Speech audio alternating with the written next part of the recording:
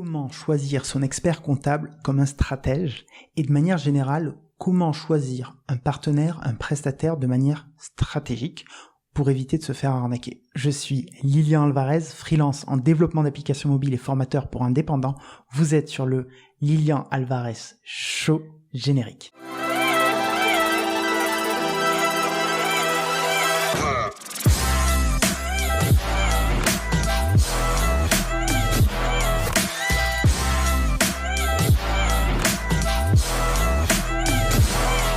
Aujourd'hui, je vais vous raconter une petite anecdote de comment est-ce que j'ai choisi mon expert comptable pour ma SASU.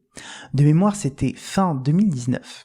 J'avais repoussé le premier exercice comptable de ma société à l'époque parce que je démarrais et je n'avais pas envie d'avoir un expert comptable tout de suite, ce qui est peut-être pas la meilleure décision rétrospectivement, mais c'est une décision qui m'a permis d'économiser un petit peu d'accompagnement pendant un certain temps parce que j'avais très peu de revenus. Lorsque j'ai choisi de prendre un expert comptable, j'ai pris rendez-vous avec plusieurs cabinets.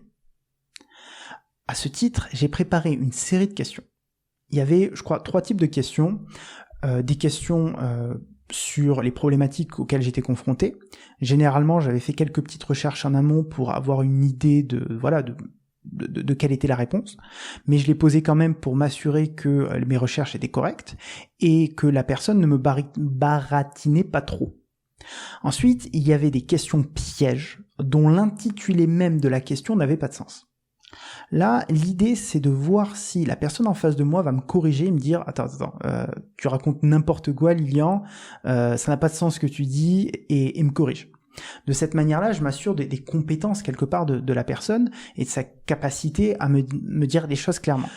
Et la troisième question, c'était tout ce qui était dans la direction dans laquelle je voulais donner à mon entreprise, donc mes ambitions, là où je voulais aller, etc., pour voir si la personne avait la capacité à me dire « Écoute, au vu de tes objectifs, au vu de la direction dans laquelle tu veux amener ton entreprise, voici les points de vigilance que tu devrais avoir.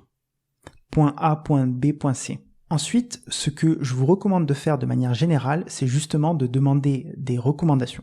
Est-ce que vous pouvez me mettre en relation avec 2 ou 3 personnes avec lesquelles vous avez travaillé par le passé, idéalement des gens qui me ressemblent. C'est-à-dire que moi je suis freelance aujourd'hui, j'ai un organisme de formation à côté. Est-ce que vous avez des gens qui, comme moi, sont des entreprises, des très petites entreprises, vraiment des solopreneurs? Est-ce que vous avez plutôt des grandes entreprises? Est-ce que vous pouvez me mettre en relation avec des gens qui me ressemblent?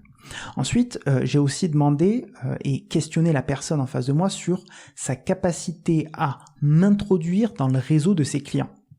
Généralement, que ce soit les experts comptables ou d'autres prestataires, il y a des événements qu'ils organisent pour mettre en relation l'ensemble de leurs clients. Donc l'idée, c'est de me dire plusieurs choses. Je vais regarder mes notes, je triche un petit peu. Est-ce que, premièrement, suite à cet entretien, j'ai appris quelque chose de nouveau? Est-ce que cette personne-là m'a mis en avant certains points de vigilance que je devrais que je devrais connaître? Est-ce que cette personne m'a donné des informations contraires à mes recherches? Est-ce qu'elle avait tort ou raison? Est-ce que, en tant que client, partenaire avec cette personne, mon réseau il va s'agrandir ou pas? Et est-ce que, comme je vous le disais, cette personne a mis en avant certains points de vigilance que je devrais avoir pour mes objectifs futurs ou mes objectifs à court terme? Pourquoi est-ce que j'ai essayé de rendre la chose la plus objectivable possible? Parce que en tant qu'être humain, contrairement à ce qu'on pourrait croire, nous sommes très mauvais pour déceler le mensonge. Il y a plein d'études qui ont été faites à ce titre, et on se rend compte qu'on est, je crois, même moins bon que le hasard. C'est-à-dire qu'on a une chance sur deux, à une chance sur deux, si on nous montre une personne qui ment, une personne qui a raison, on a grosso modo 50% de chance de trouver, c'est-à-dire autant que jeter une pièce en l'air et regarder le résultat.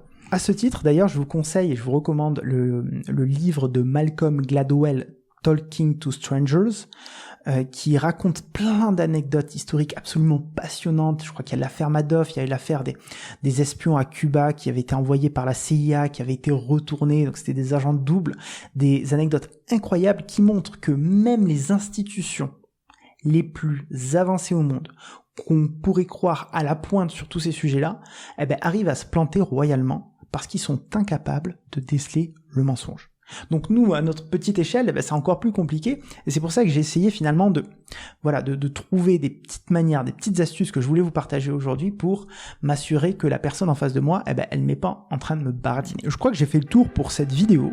Par ailleurs, figurez-vous que j'ai un bon plan pour vous. Mon expert comptable vous offre 2 mois d'accompagnement ou la création de votre boîte, plus 1 mois d'accompagnement en fonction de votre situation.